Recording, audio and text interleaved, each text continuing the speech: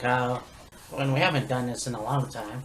Holy shit. Yeah, it's been a few months. This week in wrestling is where we obviously talk about Raw, SmackDown, NXT, Impact, Smash. but yes, let's go on to this week in wrestling. I'll be right back. Alright, so let's start off with Raw. And now I didn't see it. I mean, I didn't go up to your apartment, but I did. Yeah. I did manage to catch it on YouTube. Right. Which is a very cool, editing highlights of the show. YouTube essentially takes a 3-hour Raw and condenses it, takes out the commercials, and kind of makes the matches a little bit shorter. So that way, you're essentially watching Raw, just without the commercials and not having to go through like a 15-20 minute match, whatever.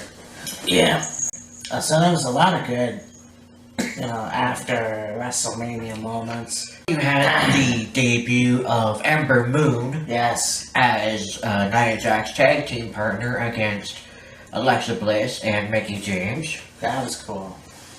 Which, in the first part of this, the beginning, whatever, I had said that there is a reason, I think, for Shayna Baszler winning the NXT Women's Championship, and because of Ember debuting on Raw a couple nights later. Yeah. Makes sense. Yeah, for sure. I think that it's time for Ember Moon to come to Raw.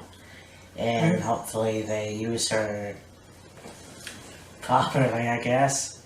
I'm sure they will. I hope they don't give her, like they did with Nia Jax, and give her a period of time before she becomes Women's Champion.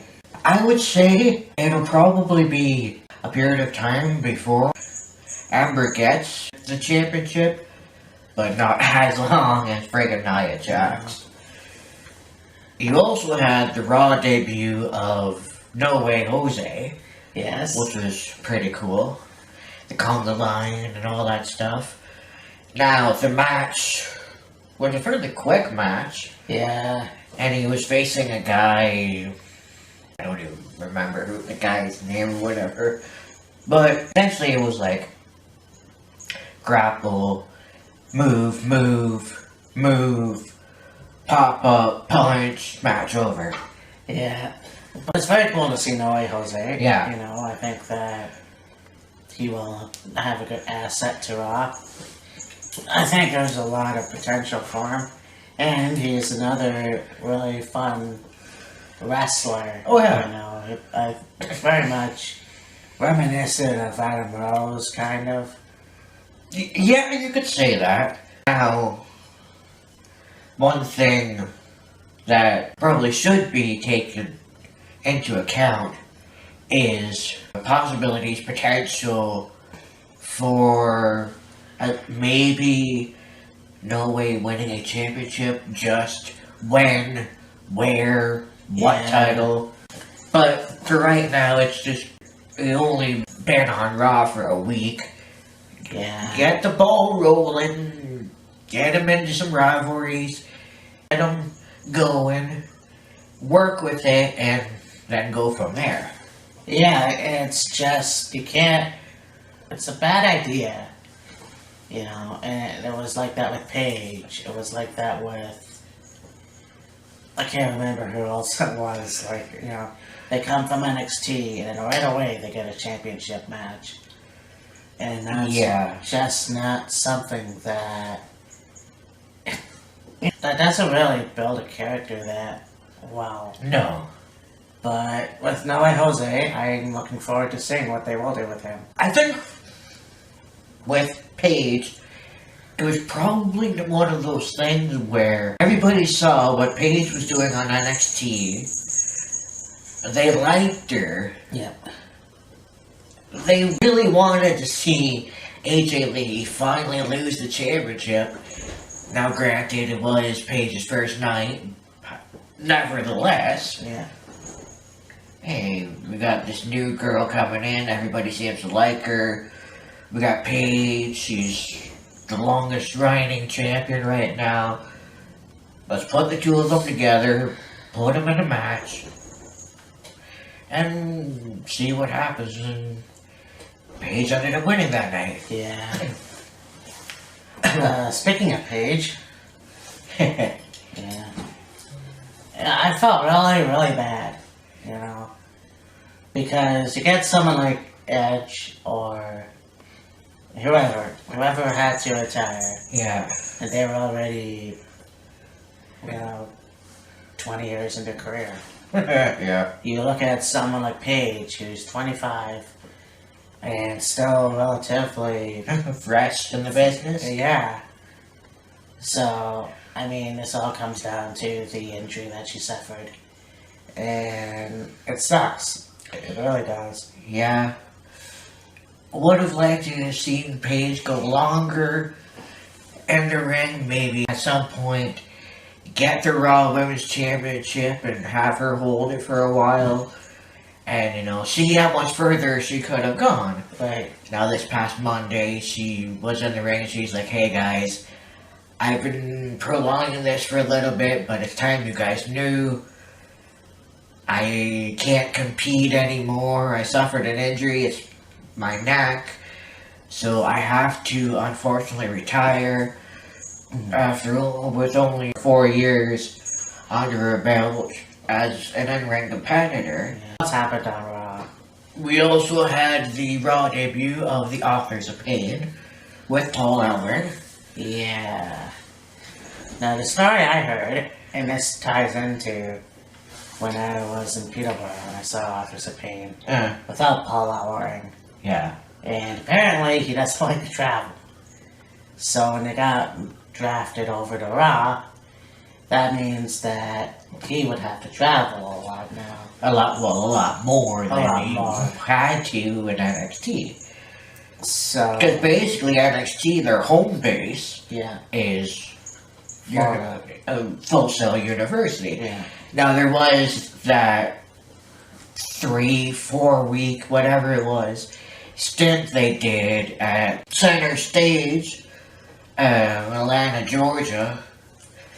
But other than that, their home base is pretty much Full Sail University. And then when it came time for a takeover, whether it be Philadelphia, New Orleans, whichever, okay, you go to that city, you do take over, and then you're right back to Orlando with Full Sail. But because Raw is city to city to city to city to city, arena to arena to arena to arena, and Paul Ellering, I guess, not really being overly enthusiastic about having to travel a bunch after the match that the Authors of Pain had with whoever the hell it was. I can't remember. Whoever. Authors of Pain get out of the ring, they go to exit.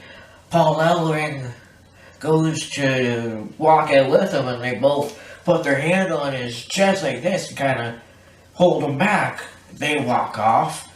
Ellering's still standing there. Afterwards, they're doing an interview with the Authors of Pain, and it was, I don't remember who it was, going, hey, why did you guys do what you did? And they're like, it's not about Paul Ellering anymore. It's about us and what we can do and how dominant we can be. And then you see Paul Ellering come to the picture and he's like, I wrote the chapter on dominance. I gave you guys the formula to the NXT tag titles and whatever. Why did you guys do what you did? And again, they go, Paul, it's about us now. It's not solely about you. Because I guess they felt it was like Paul Ellering and the Authors of Pain instead of the Authors of Pain and Paul Ellering. So essentially, Paul Ellering and the Authors of Pain have parted ways, which probably he's into the whole traveling thing. Although when you think about it, the years that Paul Ellering was with the Legion of Doom, Yeah. I'm sure they traveled quite frequently and quite a lot. Oh, no doubt. Now, maybe that's the reasoning for Paul Ellering, maybe not liking the travel so much, but nevertheless. Yeah, it's a shame, kind of, but who knows what they're gonna do with him, or if he's gonna leave. I don't know. Well, that's kind of a weird situation. Yeah, is he going to just leave altogether? Is he going to go to NXT, be on NXT more, and maybe manage somebody else? Who knows? Yeah. Anyway, so you had a backstage segment with Sammy and Kevin and Kurt Angle, Yeah. and they're trying to get jobs, Yeah. and Kurt Angle just happens to blurt out, "Well, I hear Tierney's hiring." Oh yeah, that was funny. And you look at Sammy's expression, and it almost looks like he was corpsing, about to laugh. Yeah. But that's, a dig. Yeah. And, speaking of which, Jeff Jarrett is now the Hall of Famer of 2018. Yes. I think maybe in the future they may decide to put TNA in the WWE network. Maybe. I mean, you have other promotions, WCCW, NWA, Mid-South, Oh, yeah. sometimes, Yeah. so it's like, and that would be interesting. One thing though is, okay, could probably put TNA on the WWE network. The thing is though, with them having their own network right now, and showing old matches and stuff on that, might not work out all that well. Oh, that's true.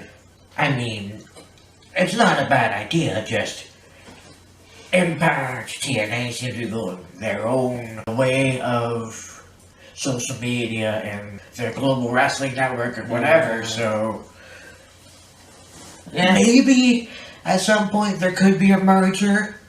Who knows, but for right now, it's just kind of WWE here, Impact Wrestling over here.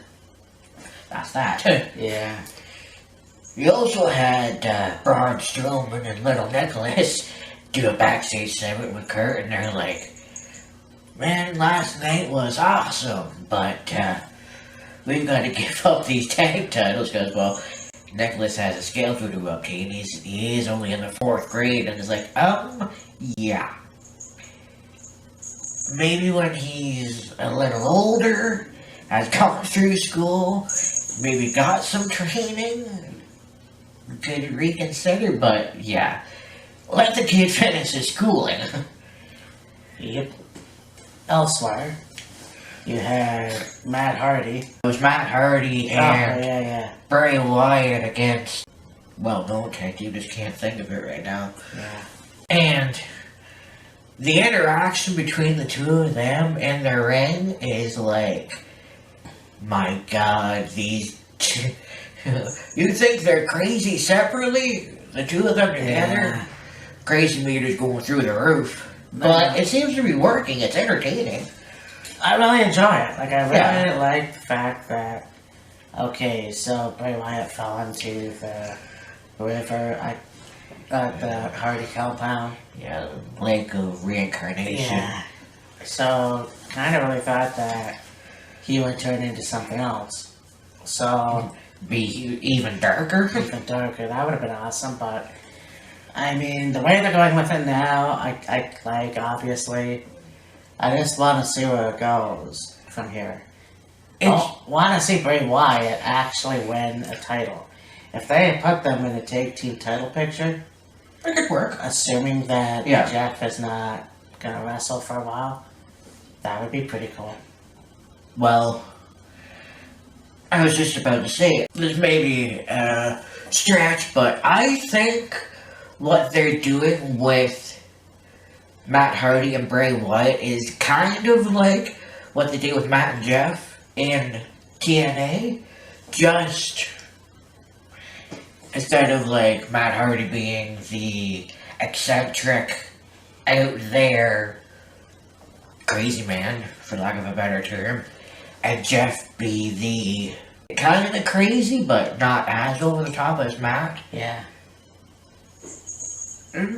It's working so far. It reminded me, having Bray Wyatt act kind of like a Jake Roberts type. He's really like low-mannered and Yeah. Brother Nero. Yeah. It's good to see you. Have recovered from your broken condition. Yeah. I have no idea how I managed to pull that one off. Anyway. Yeah. Of course, Seth and Finn just confused as all. Oh yeah. Jeff's talking with Matt and Bray Wyatt, and they're hugging each other and doing all this conversation, and then you see the camera pan towards where Seth Rollins and Finn Balor are standing, and they're both looking as perplexed as you could possibly be, and finally Seth goes, "What was that all about?" And Jeff goes, And it's like, okay.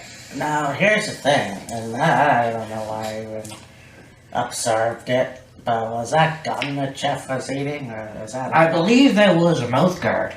Oh, okay. Or tooth guard, I guess, whatever. Was that a gum or a smoke? I don't know. Oh no, it wasn't a cigarette. No. Yeah. But, speaking of Jeff Hardy, he did come back on Raw. He is fully healed. He was gone, what, 6-7 months, something like that? Yeah. So he's back, and for quite a while, wasn't exactly sure what the injury was. No. What the problem was. And then on Raw, they said he tore his rotator cuff Ew. in his shoulder. Yeah. So he needed surgery to fix it, and yeah. But yes, there's that. There's also a brief little segment with Roman Reigns and Samoa Joe. Yes. Samoa Joe coming out, saying you couldn't beat Brock Lesnar. I'm gonna kick your ass. Which I'm looking forward to. Yeah. You couldn't beat Brock Lesnar at WrestleMania. Now you guys have got rematch in a steel cage in Abu Dhabi.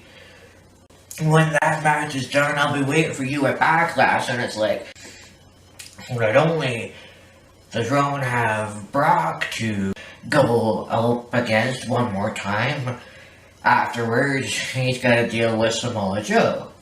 Yeah. Oh, I can't wait for that.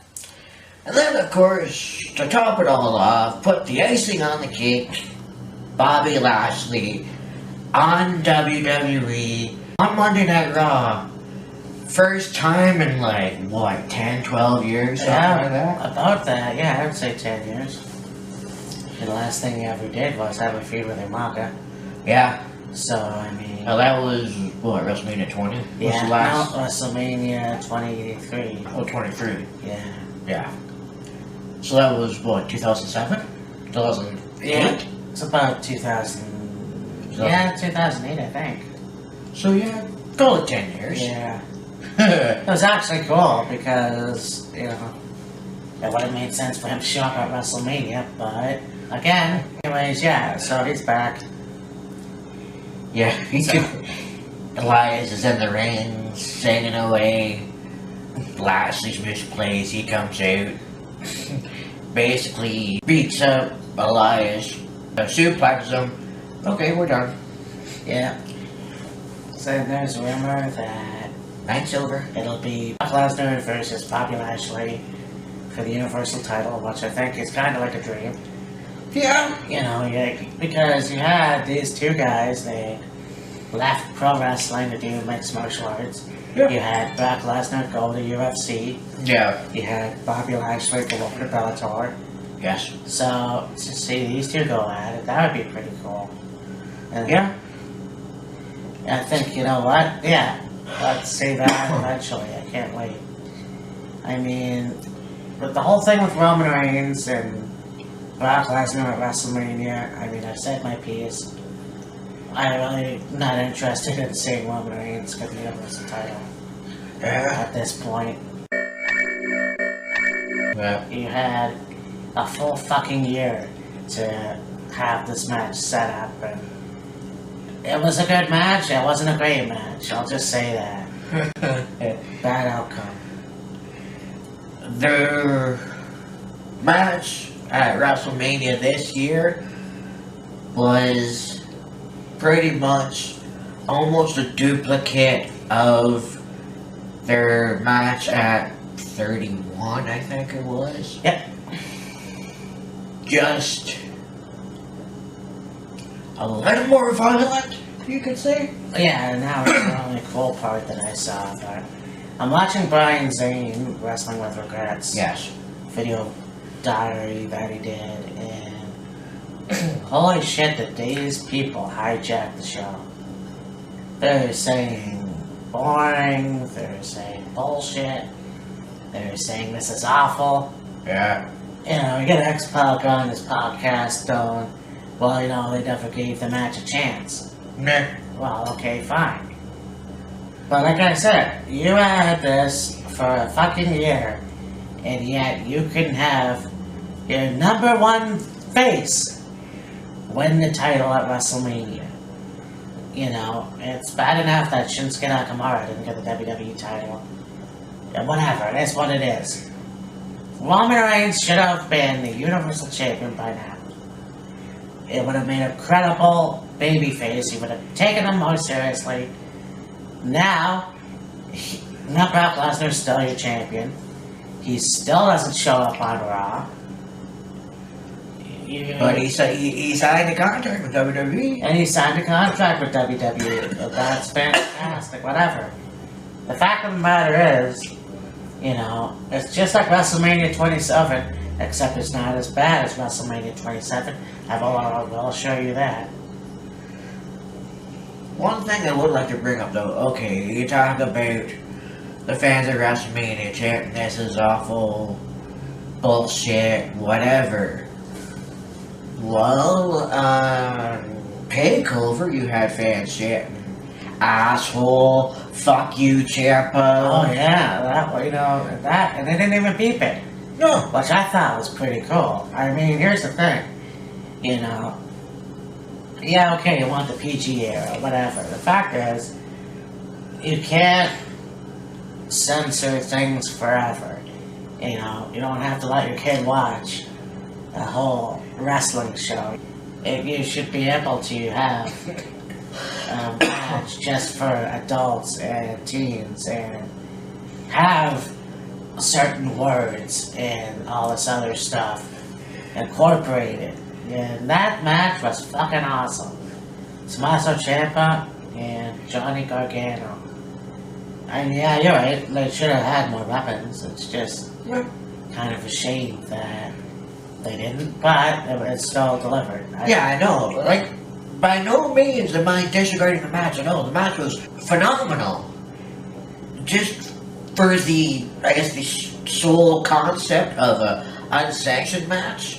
Could have had a few more things, or used maybe a table, a kendo stick, chairs, something like that. But not taking away from the match. The match was good. Just would have liked to have seen a few more weapons utilized. Nevertheless. Yeah, so was that Raw? Was that the whole show? Or? Well, there was Jeff Hardy, Seth Rollins, and Finn Balor versus against the Miztourage and Miz. So that was pretty cool. In stereo. Oh yeah, well I want to bring this up because I think it's cool when you have these fans interact. Absolutely. And they have Seth Rollins come out and right when you hear the burn it down. Oh, the whole building pretty much. In unison. Yeah. And even they had Seth Rollins at the start of the show, and you know, he was behind the curtain waiting to come out, and he's like, that's honestly the loudest burn it down I've ever heard, and it's true. It is. Because, like, I think fans were getting integrated into that aspect of it, but not like that. No, I thought that was amazing. You know, Yeah, I can't wait to see where that goes. Oh yeah, absolutely. It brought Finn Balor out, Yeah, then it brought the Miz out, and that's how this match came. yeah. So who won this match again? It was the Jeff Hardy team, wasn't it? I believe so, yeah. So that was a cool match. Like I said, I saw highlights of it on YouTube. Yeah. So I didn't see everything, but from what I saw, it was pretty cool. I'll be sure to go up next week. One thing I guess you see was kind of cool was how Raw and SmackDown were in the same place they had TakeOver. Yeah, Smoothie King Center. exactly. That was pretty cool. Yeah. So that was Monday Night Raw. And now Yes. we head over to SmackDown. Right. And yeah, and that was pretty cool as well. Yeah. Really good show. Yeah. They had Shane McMahon come out. He said that due to Daniel Bryan is no longer a general manager and is back to being a full-time wrestler. Yes. He brought out the new full-time general manager of SmackDown. Paige. And this was a good turnout. I don't know if her voice is hoarse or she has a soft voice, but her voice cracks every time she tries to talk loud. Yeah. Pretty interesting. Yeah. But her first order of business was to have... Basically, you could say a first time ever match because Daniel Bryan's return to WrestleMania to being an active competitor, and he's pretty much going to be full time. Have put Daniel Bryan in a match with AJ Styles, Yeah. which was pretty cool. Yeah, and I thought, you know, these two guys have had classic battles Yeah. in the independent scene, Ring of Honor, probably in Japan, maybe. I don't think Daniel ever wrestled in Japan. No. Not that I'm aware of, anyways. So you thought it was going to be a good match. Now you had, you know, like, wrestlers debut and that kind of stuff, and made their return. Well, SmackDown, you had Peyton Royce and Billie Kay. Yeah, Charlotte came up basically, and she talked about how she beat Asuka, blah blah blah. Yeah. She beat Asuka, pushed her like she'd never been pushed before, was thanking Asuka, all this other stuff, and that's when Billie Kay and Peyton Royce came out. They were, you know, poking fun at Charlotte, and saying all this stuff like, you might be the queen, but we're iconic, and a bunch of other stuff. And then they get in the ring and pretty much demolish Charlotte. Yeah, and that's when you hear that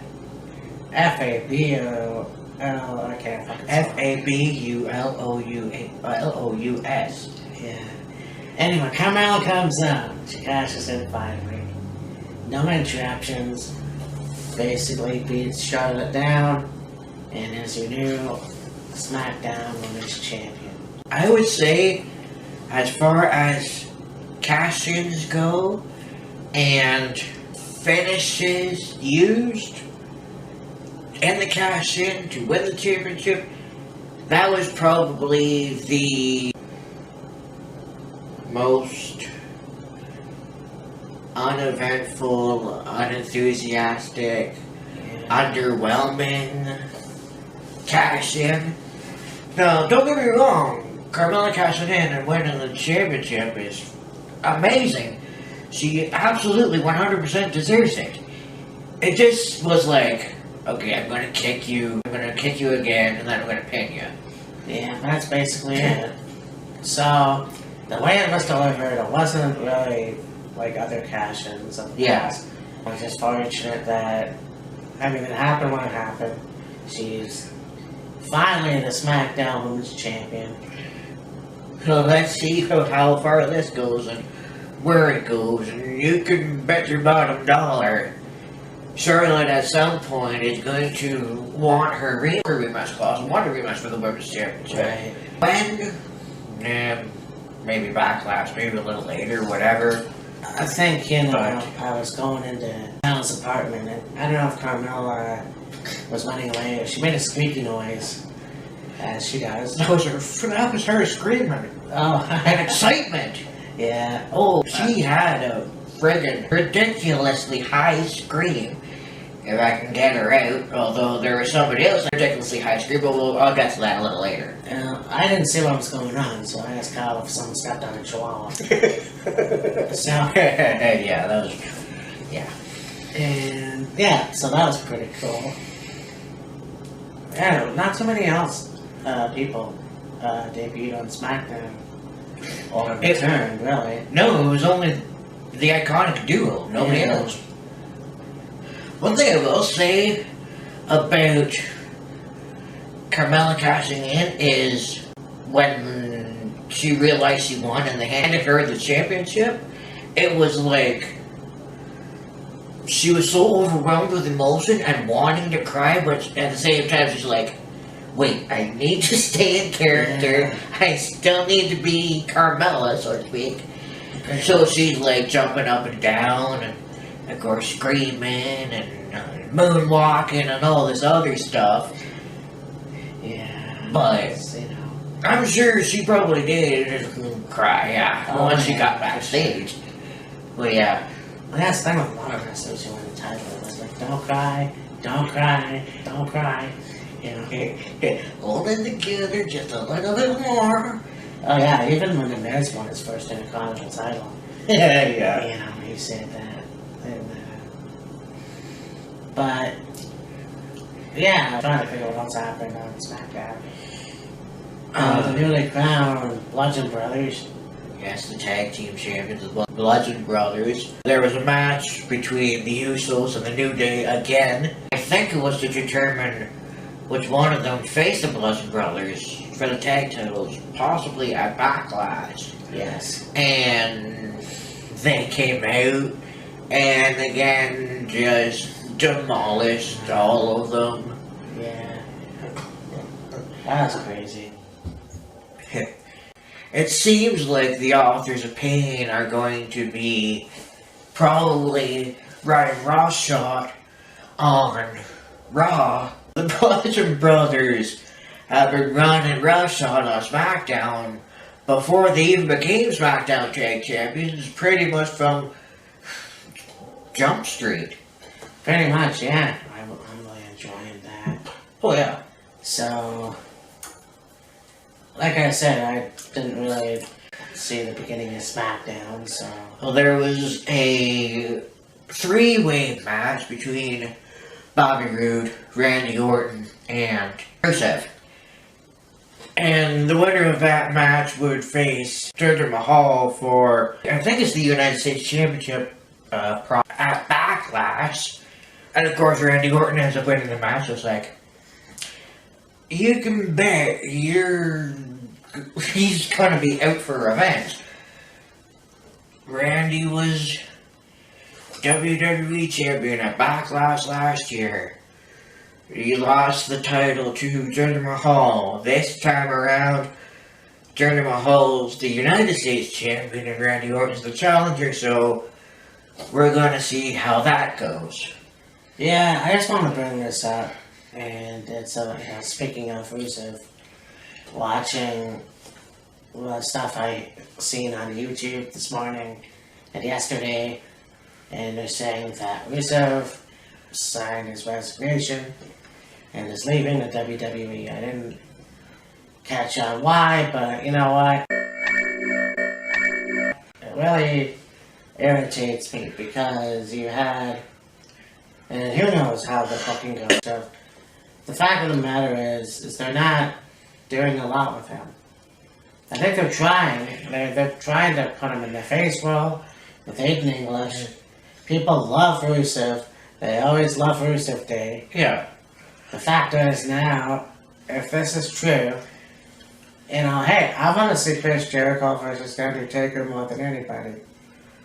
But with regards to Rusev, I don't know what's going on. Yeah. And it kind of pisses me off as what they're doing with him and why he's leaving. This will be the second person that has aligned themselves with Aiden English and ultimately their career met the demise. Yeah. First the poor Simon Gotch and the Vaudevillains, and now friggin' Rusev. Yeah, Simon Graham's doing better in Japan and Ring of Honor. Yeah. Although he hasn't really made any appearance in Ring of Honor No. as of late, so. But, yeah, I really like Rusev Day as much as it was. I mean, I even liked it in the joke, what am I saying? It was pretty funny. So, why they would push him to leave, I don't know. But we'll find out where he's going next. Yeah. You know, but One thing I will say though that kind of wasn't expecting too much was seeing Aiden introduce Rusev for, I think it was WrestleMania, and he got a trim. Big time. oh yeah, for sure. And it's like, whoa, okay. Yeah, that's funny. But and then of course the whole thing with Shinsuke Nakamura when they're young. Yes. But we'll see how that goes. You know. Yeah. Yeah, the main event with AJ Styles and Daniel Bryan, and it's like it was really good. And you know, if this whole thing is going to continue, where Nakamura is going to interfere in AJ Styles matches or whatever, then what the fuck are you people smoking? Yeah. You know, I get it. He's a heel now. Do something with him. Yeah. You know, I don't fucking get it. But we'll see what happens, you know. He was apparently a really good heel in New Japan, so, you know, we'll find out. I mean, I want to see what else they can do with him. And hopefully put the WWE title on him. Yeah. Eventually. Yeah, for But- sure. Do you want to go on 205? 205 was pretty good. Yeah. Had Kalisto against Hideo Itami. Yes. And that was good. I mean, they had their match a bunch, you know. And actually, no, it was Akira Tozawa. Oh yeah, Akira Tozawa. I said Hideo Itami. No, it was Yeah. Kalisto against. Akira Tozawa. Yeah. But it was a really good match. I hope these two have. That's their last match for a while, you know. The thing with Akira, though, is like, you had the whole Titus Worldwide thing going for him. But now he's got this whole thing where he talks and he's like, and after I beat you, you're fired. He's basically trying to impersonate Vince McMahon. And that's just why. One thing I will say though is, hands down, the matches with Hideo Itami, Akira Tozawa, and any of the three members of the Lucha House Party have been great. Yeah, for sure. Where the fuck did this rivalry come from? Yeah, I don't know. I mean, the matches are great, but what, you're rivaling over respect Yeah. or whatever? That don't make no sense. I don't get it myself. You had Drew Gulag versus. Was it Tony Nese? No, it was Mark Andrews. And, yes, the pop rock Welshman, whatever you want to call I. him. And it was a good match. And I love, actually, Drew Gulag's personality. He's more serious now. Still teases the PowerPoint presentation. Well, honestly, that's actually the first time he's done it in a while. Oh yeah, that is true. Oh yeah, he gets on the microphone and it's like, the fans have been wanting it, and I'm a man of the people, so it's time for, and he goes into this elaborate introduction of it, so to speak, the PowerPoint presentation, and he goes, but not tonight, not right now. No. And it's like, okay, that is good. Yeah, I'm very impressed. He beat Mark Andrews. After the match, you know, he plays the good heel, putting Mark Andrews again in the Dragon Sleeper. and causing Tony Nese to come out. oh yeah. So that feud's still going.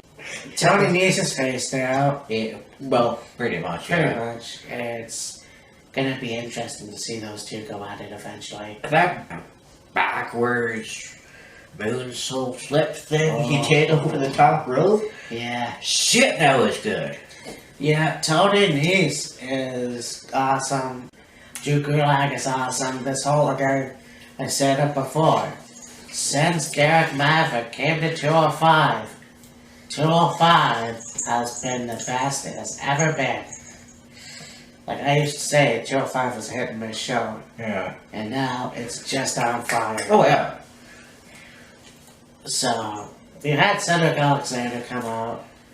Well, actually, Derek Maverick came out. He introduced the new Cruiserweight Champion and Cedric Alexander. And interesting note, he is the first black wrestler to ever win a title at WrestleMania. Yes, sir. So, kudos to him. Yeah, Cedric Alexander's giving this speech about striving for your goals, never giving up, sticking with what you believe in, all this other stuff. Mustafa Ali comes out and he looked kind of pissed off. And it's like, oh great, this moment's gonna get fucking ruined. Yeah. But no, Mustafa gets in the ring, he's like, hey man, you're my fan, you beat me fair and square, congratulations, you deserve it. But you know, I'm gonna be one of the many guys on the roster going after you for that Cruiserweight Championship. Fucking here comes Buddy Murphy and Yeah. delivering that finish, but holy fuck did he ever struggle with that. Oh, I know. Oh. Yeah. So, I mean, you can definitely see it in the works. Cedric versus Buddy in the WWE Cruiserweight Championship match. Yeah. You also had the return of one Brian Kendrick, Yes. and of course, aligning himself with Jack Gallagher. And next week, they will be facing. Shit, I can't remember. It'll come to us eventually. It's not Tommy and. No, I don't know.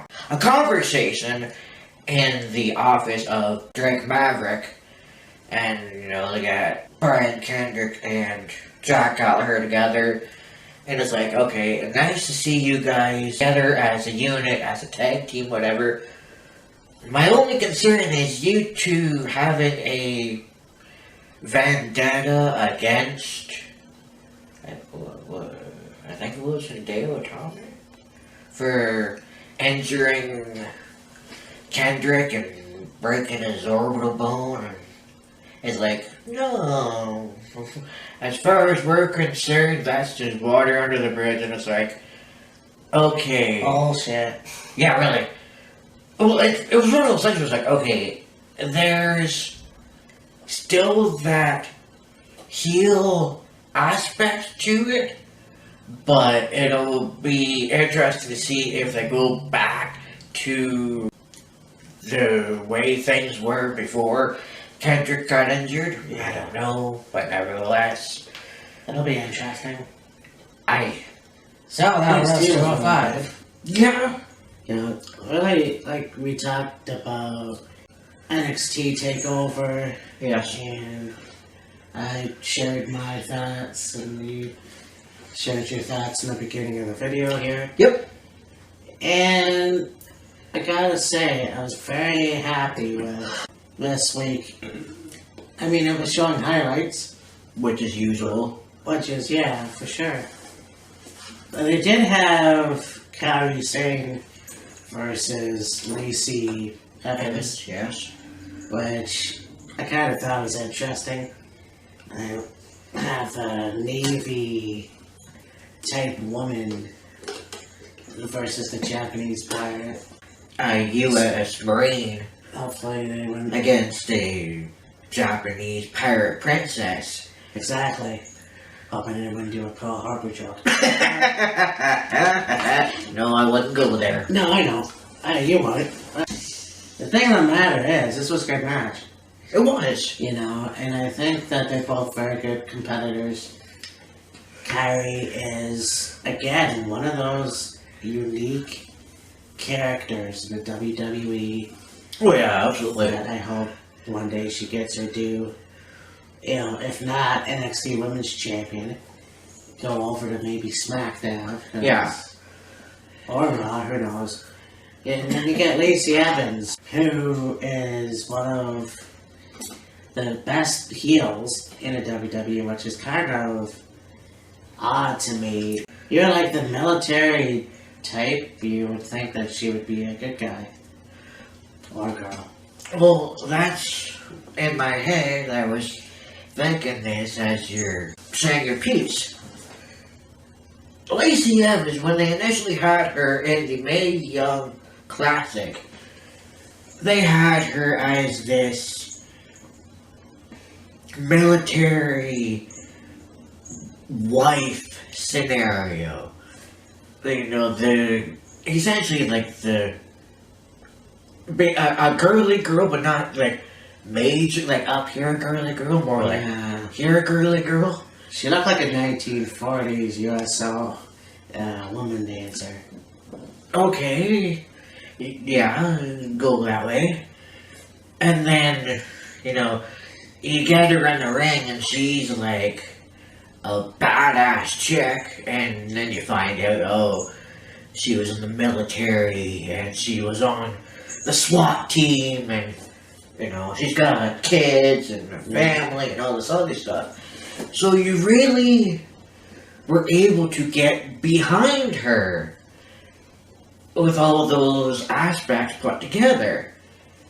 And then at some point, WWE, I guess, went, okay, we like what's going on, but we want to twist it a little. We're gonna have you be this military, strong female character that believes she's top of the food chain, so to speak, better than all the other women, and you know, talking smack about Dakota Kai, Ember Moon, all this other stuff. And it's like, okay, it's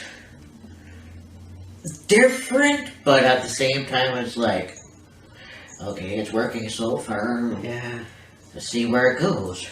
And I think it's doing wonders. I can't wait to see where else to go with this. Like, you still got the somewhat scantily clad outfits. I mean, like, this week she had, like, the old school, the hat with the skirt she pulls away, and she's got these short shorts underneath, and the top that just comes like here, and showing off her, well, quite honestly, her very well developed midsection. Yeah, that's for sure. But, yeah, like, they kept all the things that really made her, I guess, liked in the Mae Young Classic. They just made her a military strong woman, let's say. Yeah. They interviewed Shayna Baszler, and they talked about her best friend, obviously, Ronda Rousey. She's saying that, you know, they're coming to the professional wrestling aspect. Yep. To make a name. Yeah. And I think that's fucking awesome. The best of both worlds, getting together, you know, reminiscent of like Ken Shamrock and Dan Severn. Yeah. It's very cool. And I think that's something the women's division needs to spark a fire to continue the way they're going. Oh yeah, and you know, I hate to make this comparison, and I probably have before, but she is like a female Brock Lesnar. Essentially, yeah. She is a badass motherfucker, but she's also like a pit bull. Mm-hmm. You know, once she slaps on that rear joke or whatever, She's not letting go. And You either give up or you go night-night. tap, snap, or break, or whatever the fuck, you know. Tap, snap, or snap. Exactly. And then we get to the main event. Oh, yeah. And we all knew it was coming. Just wasn't really sure when. Oh, yeah. But you had a match with Heavy Machinery and Tino Sabatelli and Riddick Moss again. Yeah. And it was a fairly good match, you I'm know. very impressed with Heavy Machinery. Oh, yeah. Oh, yeah. It seemed like they were starting to have some dissension between Sabatelli and Moss, but on Wednesday they seemed to mesh well as a tag team, like old times, I guess you could say. And then the debut of War Raiders. Oh, God, yeah. Formerly a War Machine. Yeah. And, you know, I love when the crowd gets involved, like I said, on Raw, you know. Just War Machine, Oh, yeah. The audience knows. The audience knows their shit, and that's awesome. Yeah. Unfortunately, you know, for some reason, copyright, whatever, you know, War Raiders, which reminds me of an 80s action show. And it's gonna be awesome. They're finally in WWE. Yeah. And the missile drop kick by Hanson. Yeah. Oh my God. I'd say at least 300-pounder coming off the top rope and drop kicking is like, Huh. wait, what? I know. Did I just see that? Yeah. I would say delivering a missile drop kick is the equivalent of like Braun Strowman throwing a drop kick out together. It's like, okay, a dude that size doing a move like that? What? Well, Calihan Dane's also pretty athletic. Well, yeah, true. But next week it's gonna be Calihan Dane versus Lars Sullivan. Yes. Which, well, we didn't really get to see the full outcome of it because of the lead-in to take over New Orleans. Yeah. So that's gonna be a good match. Also, I guess you could say the NXT return of Johnny Gargano. Of course, that's gonna be cool to see. Yeah. You know, NXT is the best show on the face of the earth as of right now for pro wrestling and WWE. Yeah. And so there it is. So let's go over to Ring of Honor. Okay. Ring of Honor, it was awesome. SoCal Uncensored was on. Okay. Just trying to figure out who they took on. I would like to think it was Matt Taven, Oh, Kingdom. the Kingdom. Yeah. Probably isn't true. I mean, it was a good show. It's always hard to, like, remember what was on. Yeah. I do remember Caprice Coleman versus fucking Jay Lethal. Okay, yeah. Probably one of the funniest guys in Ring of Honor. Caprice Coleman interviewing Jay Lethal, The pulpit. trying to be the Arsenio Hall. Yeah. He's like, no, this is good, man. No, you gotta see this. You know, and he's being all hyper and shit. Yeah. It was a fairly good match. You know, it's just a shame that I can't think of what else happened, and I know there was more. I believe, actually, no, it was Punishment Martinez versus Shane Taylor. That would have been a good match. So, that was a good match. So, yeah, Ring of Honor this week was pretty good. Once again, they have to start writing shit down. Yeah. I would have helped you, but I didn't get a chance to see Ring of Honor, because usually I'll watch it on Sundays at 11 till midnight, but of course, last Sunday we were watching WrestleMania, and WrestleMania went over, Yeah. like they've done for the last couple of years, but... Well, I did mention Women of Honor, so it was like, Yeah. Mandy Leon and... Well, Oh, and, I think the semifinals and the finals of that tournament would have been Sunday. Yes, there's a Japanese girl there. Yes. Emma. Tennille Dashwood. Yes. But, like I said, those Brandy are the Rose. only two things that stood out. Yeah. And Brandy Rose. Anyways. Yeah. Impact was pretty cool. Yeah. And I just saw that, so I can tell you more.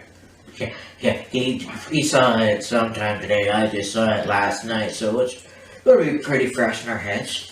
You know, once again, you have Sami Calihan Yes. versus Moose. Yes. Yeah, oh my god, like, seriously, that was... I enjoy Sami Calihan, too. Like, I don't think he's the nicest guy to meet down the street or whatever. But Sami Calihan's probably not one of those guys you'd want to meet in a dark alley late at night, but I mean, he's a very good in-ring competitor, and he pulls off the heel role quite well. yeah, I mean, you had him on Smash as a face, and that was cool, but he's a really good heel. You had the kendo stick, and you know, I don't know if it was that match. Well, let's lead up into that. Okay, So the match with Moose and Sami Calihan's going on. Moose is waylaying Sami Calihan. Pretty much a one-sided arse kicking. Sami Calihan grabs a baseball bat, uses it on Moose, gets himself disqualified. The Christ brothers come out, get involved in the match. They're pretty much beating up Moose. Eddie Edwards comes out and he takes down Sami Calihan, and of course he's still wanting to get revenge for what happened to him. And it's basically a 3-on-2 beat down. Yeah, Eddie Edwards' wife comes out and you got like Jake and Dave holding down. Looks like Sammy's gonna hit him in the face, hit him in the sternum. Eddie Edwards. Looks like Sami Calihan's gonna do same thing he did or worse, whatever. She comes out, she's begging off the three of them, and then three of them are turning towards her, and Sami Calihan's like, we're gonna break your pretty face, and we're gonna hurt you, and all this other stuff. She's in the corner, the three of them are approaching her, lights go out, and of course Sanjay's on commentary, and he goes, Truck, what happened to the lights? What's going on? Lights come back up, there's Tommy Dreamer standing there with a kendo stick, and completely waylays the three of them. And then he gets on the microphone and he goes, you guys are bullies, you guys, and beat up Eddie Edwards. You know, injured him, broke his orbital bone, broke his nose, all this other stuff. So it's gonna be myself, Eddie, and Moose against the three of you in a House of Hardcore rules match. yeah. And it's like, okay, that'll be interesting. Of course, it's going to happen April 22nd at Redemption. And I will say, Tommy Dreamer still looks really, really good. Oh, yeah. He does look like he's got a bit of a muffin top, as they say, but hell, if he can still go. Well, the thing is, though, is that pile driver was a little bit off.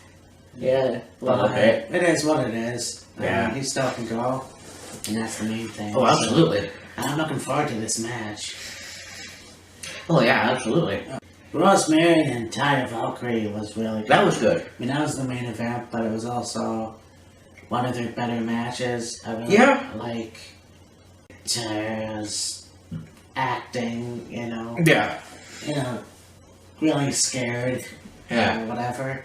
Yeah. So, I mean, that was a really cool match, and hopefully they have more, but just the hardcore, like using the chairs and Trash cans and whatever. Cable and ladder. Yes.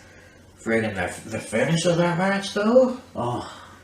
Friggin' Rosemary and Ty are up on the second rope, and they got a table in the corner, and it looks like Talia is going to give Rosemary the rope to go haul up to the table. Rosemary's trying to give Talia the red wedding to the table. It ends up being a pile driver from Rosemary to Talia through the table. And I will say that might be one of the safest pile drivers I've seen. Oh, yeah. Because, like, okay, yes, they went off, like, the second rope through a table, but the follow-through and kind of, like, the rolls from, like, Talia onto Rosemary and all of that. Well, isn't that interesting? So, we were actually talking about the main event. Yes. Weird. I mean, I like those two going at it. Oh, yeah, for sure. I think it's nice just to see how it goes. Yeah. And will it ever end? I don't know, but this match was awesome.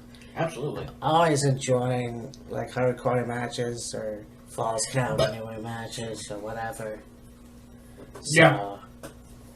At the beginning of the show, however, you have Eli Drake come out, and you have LAX come out, and they're going back and forth, and Eli Drake is like, okay, I'm going to show you who my tag team partner is going to be to face here.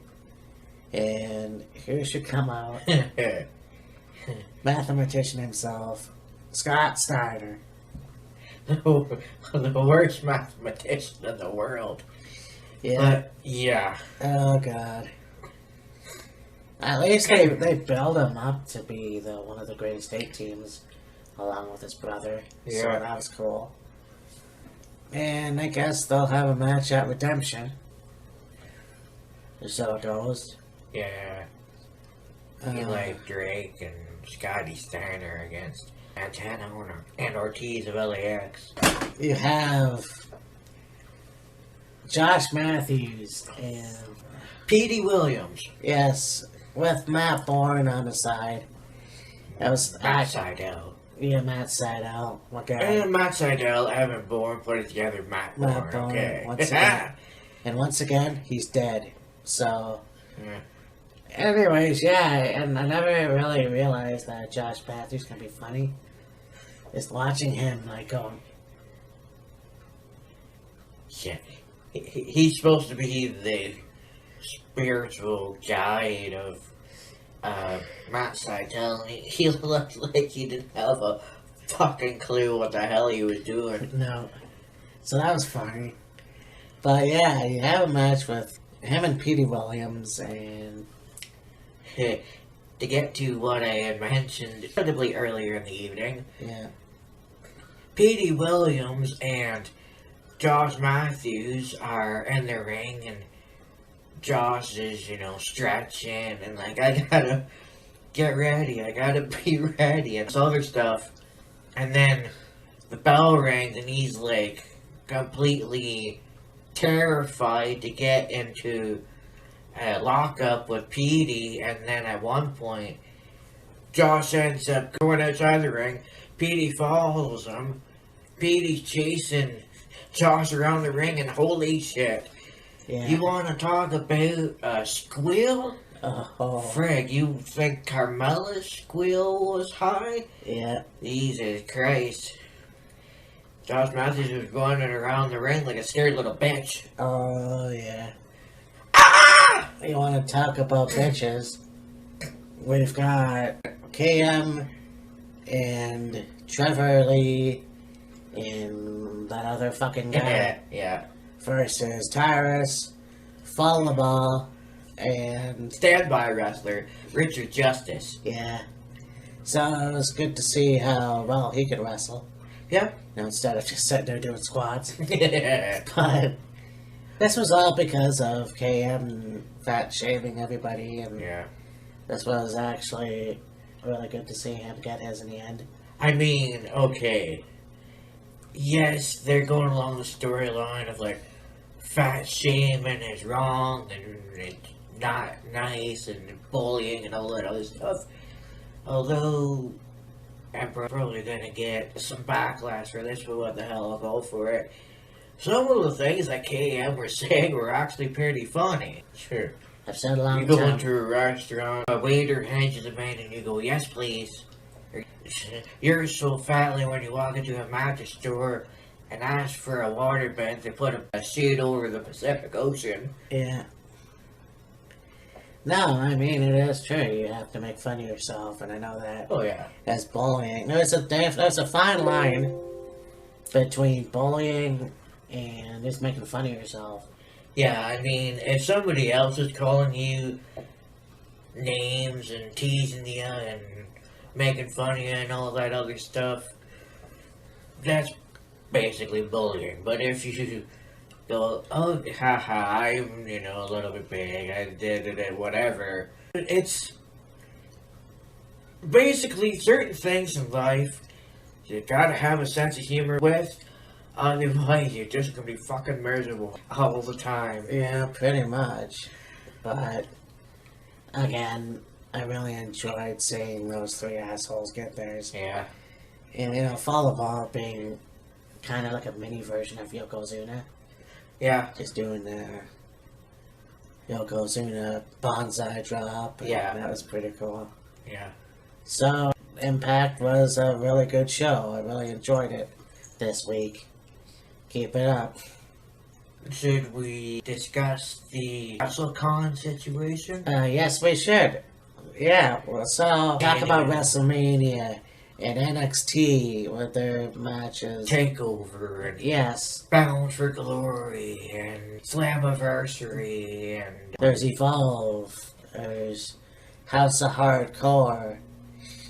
well, yeah, I want to get into other wrestling companies, but I'm just going through like the big wrestling events for promotions, like WWE's got WrestleMania, TNA's got Bound for Glory. Ring of Honor has Supercard. Or is that over with?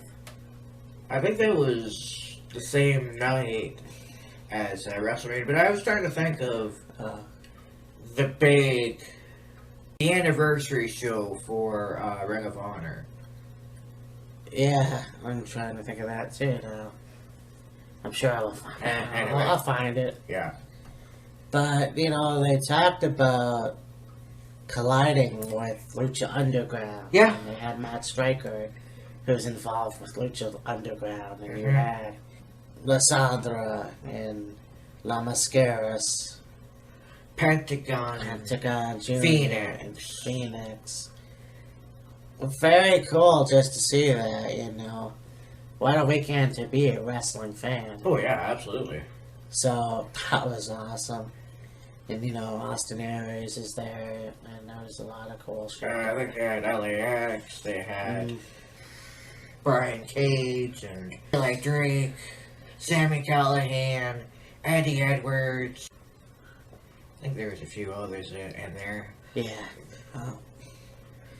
The point I was trying to Yeah, get at right. with bringing up WrestleCon is the whole situation with, Austin Aries and Mr. Patron. Oh, yes. Oh, It ain't gonna fucking happen. I know. I missed that. I don't know how I missed that. Basically, what it was is there was a press conference for WrestleCon or something like that, and Austin Aries and Alberto El Patron got into an altercation. They're kind of scrapping with each other, and they got Sanjay Dutt trying to split get them to break it up, and so they split, and you see Alberto El Patron doing up the buttons on his shirt, and he's like, I don't care about Lucha Underground, I'm leaving, whatever, and you see him get in the car, and the car drives off, and then he was supposed to be a part of WrestleCon in a match or whatever. He no-shows. Yeah. And then, I believe, Impact released him. Yeah. So, I don't know what's gonna happen now. Well, they showed Austin Aries at House of Hardcore show. Yeah. And he's going, hey, I had a three-way match at WrestleCon with Pentagon Jr. and Phoenix. Now, I didn't win that match. I didn't get pinned, but I still didn't win the match. But let's do their three-way again at Redemption for the Impact Championship. So that's what's looking like it's going to be now the main event for Redemption. Yeah. A lot of wrestlers are being let go in different companies. I don't understand why. It's just the way it is. Well, I think Alberto Del Rio, Alberto El Patron, whatever you want to call him, would be going a lot further if he keeps his fucking head out of his ass. Oh, I know. That's bullshit. I mean, Jesus Christ. Okay, you think you're this top guy, Mexico's greatest export. You think you should be the Impact champion and all this other stuff. That's all fine and dandy. You finally get an opportunity at the title, and you fuck it up by no showing the WrestleCon. I know. Yeah. The hell are you thinking? I don't know what people. I don't get people's arrogance. Like, I don't understand what's up his ass that he can't just show up and do his show, and that's what you're paid to do. And yeah, you don't have that respect. No. That's basically what happened with him in WWE. Yeah, basically. So, really, I don't know what's going to happen with him now. Because he's basically been in all three companies. No, he's been in WWE, he's been in Ring of Honor, he's been in TNA, Yeah. he did a little bit in Lucha Underground. Yeah, he was also in AAA for a bit. Yes. So, We already mentioned that. but, yeah, so it's kind of like, why do these things happen? And, what? I don't know. Don't get us wrong. Alberto El Patron is by far a top in-ring performer. He's a good wrestler.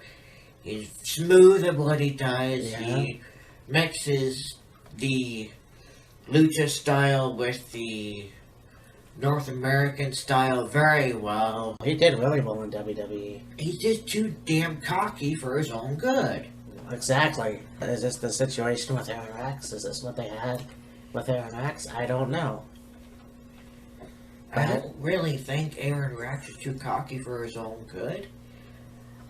I honestly, well, this is my opinion. When he left WWE and went to Impact Wrestling, he wanted to put the whole character thing behind him. Not be this smart guy, the intellectual savior of the unwashed matches, and trying to show off his IQ and everything. He just wanted to get in the ring and compete. And at the start, that's what it was. But then some point along the line, Impact went, hey, let's put you in a fur coat, put lip gloss on you, and put fucking eyeliner and mascara, whatever, and have you be a variation of, like, Gorgeous George. Yep. I'm sure Derek Maverick wants to forget that. No, Jesus Christ. And, like, as funny as it was, I don't really think it was ever going to get anywhere. And I think he just went, I don't want to do this, I don't like this. It's not why I originally came here, so see ya. Peace. Yeah. Like, So, yeah. anyways,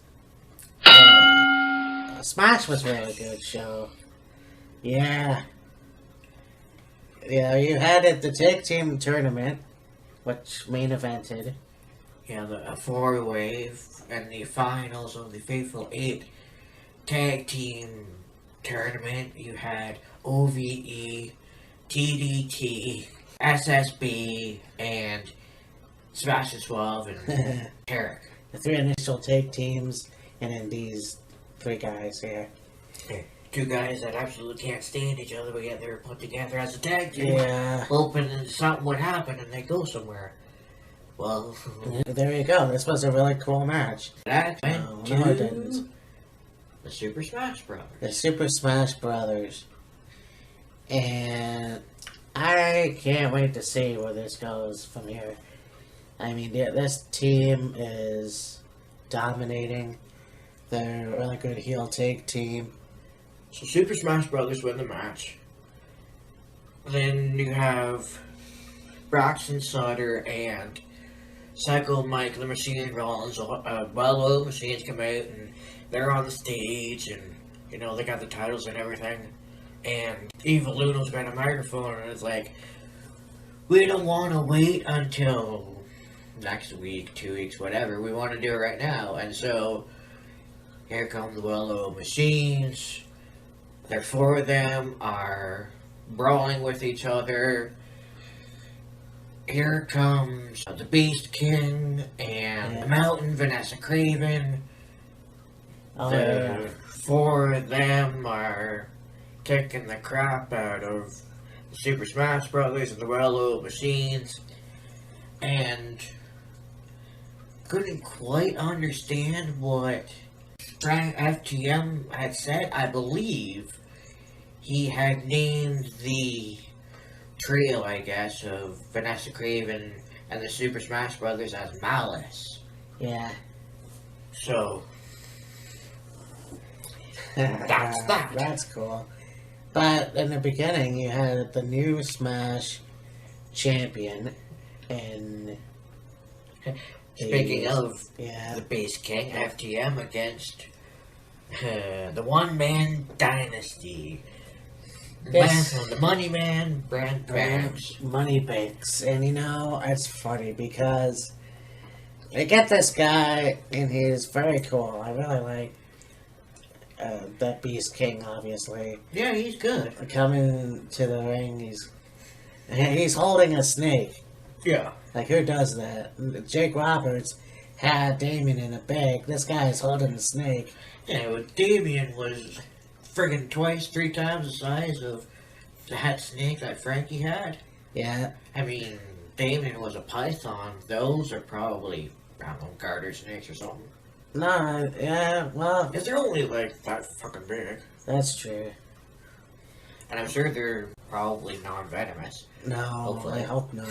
I would love to get one of those. Yeah. Yeah. But it's cool because you see this guy.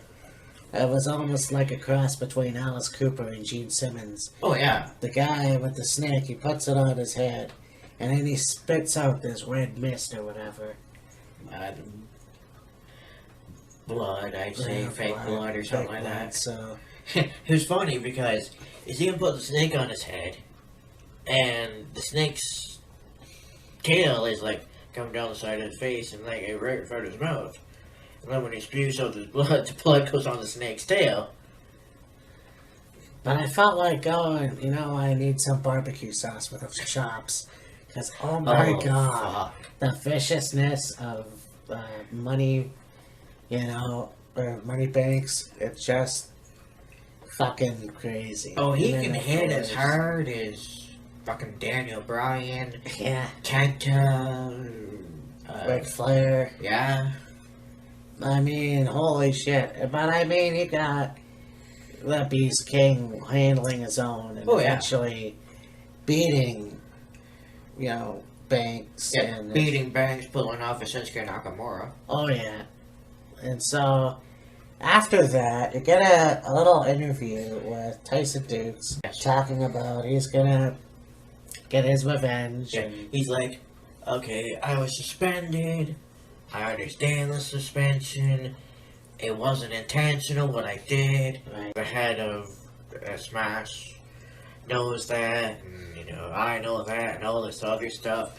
And yeah, and so I understand the suspension, but it was only a month suspension.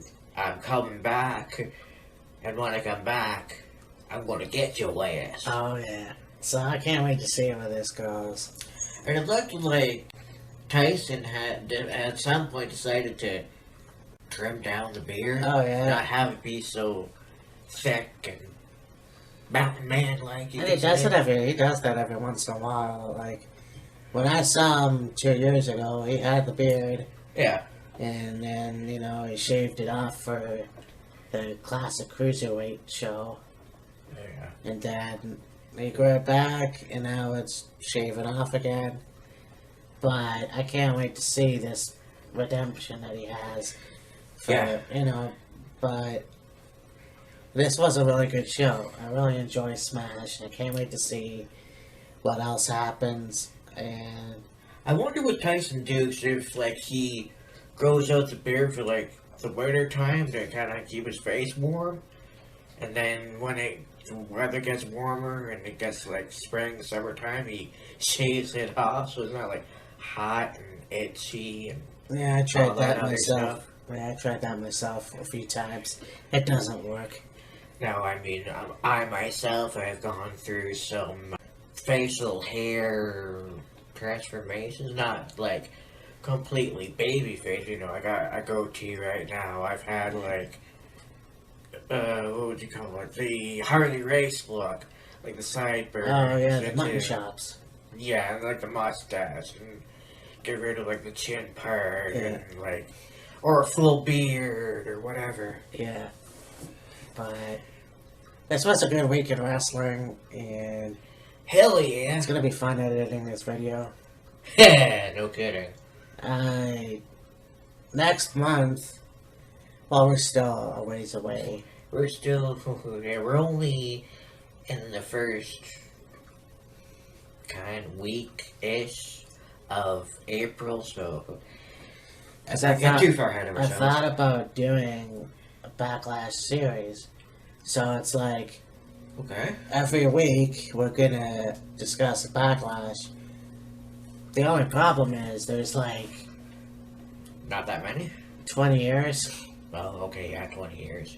so yeah, we'll see what we can do with that, but Oh, I'm sure we could probably go on, YouTube and... we did promise to do that last year, Yes. and I wanted to try to figure out how to do it. I don't think we should do a best of. Let's just try to see how many we can do a week. Do Yeah. 99 one week, and then 2000 the next week, and so on and so forth. Because I'm not really quite sure when Backlash is.